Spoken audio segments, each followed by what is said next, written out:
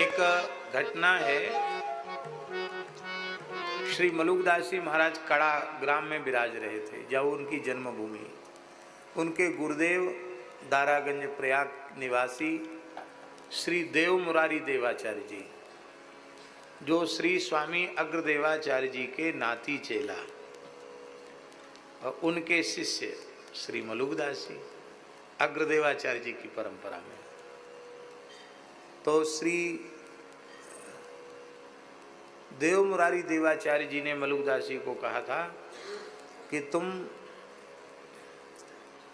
अपनी जन्मभूमि पर ही विरक्त तो उनको बना दिया था, चतुर्थाश्रमी विरक्त होकर साधु सन्यासी होकर अपनी जन्मभूमि पर ही ठाकुर सेवा, गौ सेवा, संत सेवा करो। और जब भारतवर्ष के कोने कोने के संत आकर हमारे पास तुम्हारी साधु सेवा की प्रशंसा करने लग जाएंगे, तब कभी भी हम आएंगे तुम्हारे पास, हम स्वयं चल कर आएंगे। आप इसी प्रतीक्षा में वहाँ गौ, ब्राह्मण और संतों की सेवा में आप लगे रहे। श्री मलुकदास जी की संत सेवा तो अद्भुत थी ही।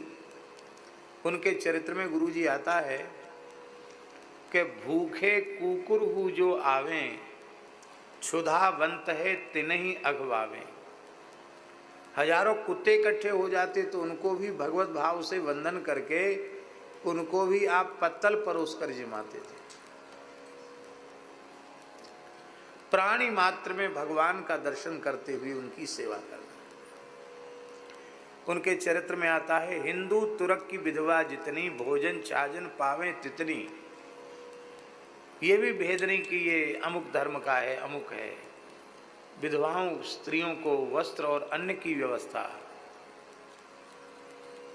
निर्धन लोगों के लिए धन की औषध, रोगियों को औषधि की, घरहीन, आजकल तो सरकार घर बना रही है, उस समय तो मुगलों का शासन था, पर मलुकदास जी निर्धन लोगों को घर बना के देते थे। बड़ी अद्भुत उनकी सेवा।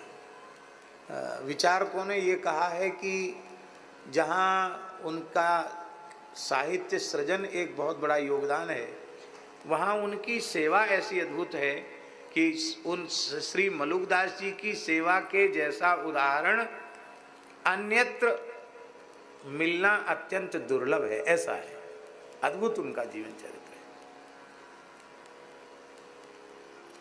है। लोगों ने पूछा उनसे, माने इतनी अन्न धन की व्यवस्था कैसे होती है?